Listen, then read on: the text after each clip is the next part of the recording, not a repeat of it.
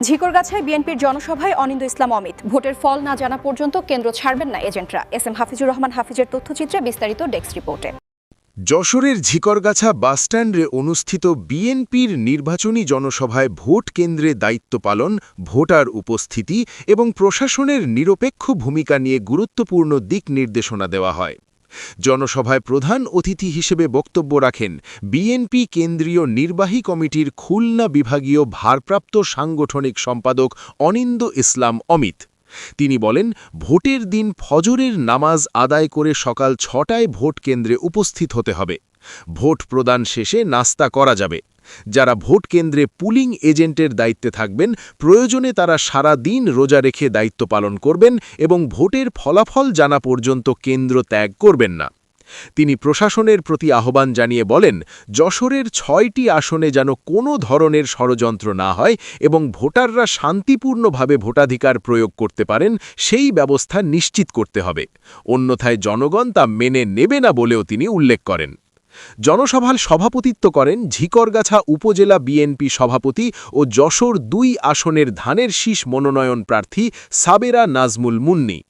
বিশেষ অতিথি হিসেবে বক্তব্য রাখেন যশোর জেলা বিএনপি সভাপতি সৈয়দ সাবিরুল হক সাবু, সাবেক সহসভাপতি মোহাম্মদ ইসহাক, সাবেক যুগ্ম সম্পাদক মিজানুর রহমান খান সহ জেলা ও উপজেলা বিএনপির নেতারা। ধানের শীষের প্রার্থী সাবেরা নাজমুল মুন্নি বলেন, একজন নারী প্রার্থী হিসেবে নারী ভোটারদের পাশে তিনি সব সময় থাকবেন এবং যে কোনো প্রয়োজনে তারা তার সঙ্গে সরাসরি যোগাযোগ করতে পারবেন।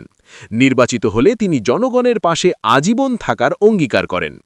জনসভায় উপজেলার বিভিন্ন ইউনিয়ন ও পৌরসভা থেকে বিএনপি ও অঙ্গ সংগঠনের নেতাকর্মী এবং সাধারণ ভোটাররা অংশ নেন। সমাবেশ থেকে ধানের শীষ প্রতীকে বিজয় নিশ্চিত করার প্রত্যয় ব্যক্ত করা হয়। পরিবর্তিত পরিস্থিতিতে আজ ধানের শীষ মার্কা শুধুমাত্র বিএনপির মার্কা নয়, আজ ধানের শীষ মার্কা সমগ্র বাংলাদেশের মার্কা। তাই আজ বাংলাদেশ মুক্তিযোদ্ধা সংসদ, কেন্দ্রীয় কমান্ড তারা ধানের শীষ মার্কার প্রতি প্রকাশ্যে সমর্থন ব্যক্ত করেছে। কারণ ধানের শীষ মুক্তিযুদ্ধের চেতনার প্রতি, ধানের শীষ স্বাধীনতা, সার্বভৌমত্ব ও গণতন্ত্রের প্রতি। আজ ধানের শীষ মার্কায় সমর্থন ব্যক্ত করেছেন এই বাংলাদেশের প্রখ্যাত আলেম ওলামা সাহেববৃন্দ, আজ তবলিগ জামাতের মুরব্বিবৃন্দ, হেফাজত ইসলামের আমিরের বক্তব্য নিশ্চয়ই আপনারা গত পরশুদিন শুনেছেন। কারণ তারা বুঝতে পেরেছেন ধর্মকে ব্যবহার করে যারা রাজনীতি করছে, তারা ধর্মকে ব্যবহার করে সমাজে বিশৃঙ্খলা সৃষ্টি করতে চায়। প্রকৃত অর্থে তারা ইসলাম ধর্ম থেকে হাজার মাইল দূরে। তাই ইসলামের সুরক্ষা যদি নিশ্চিত করতে হয়, ধানের শীষই একমাত্র বিকল্প। তাই ধানের শীষের পক্ষে তারা তাদের সমর্থন ব্যক্ত করেছেন। ধানের শীষ মার্কা সাম্প্রদায়িক সম্প্রীতির প্রতীক।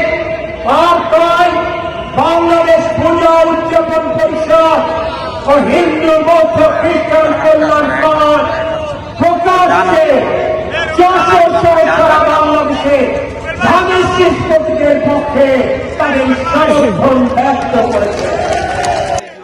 পরিশেষে সকলের উপর আল্লাহর রহমত কামনা করে, সকলের সুস্থতা এবং দীর্ঘায়ু কামনায় আমাদের বোন, আমাদের সহযোদ্ধা, রাজপথের পরীক্ষিত সৈনিক, যিনি এই জীবনে তার স্বামীকে হারিয়ে আপনাদেরকে আপনজন হিসেবে বেছে নিয়েছেন, সেই সাবিরা সুলতানাকে ধানের শীষ মার্কায় ভোট দেওয়ার উদাত্ত আহ্বান জানিয়ে আমার বক্তব্য শেষ করছি।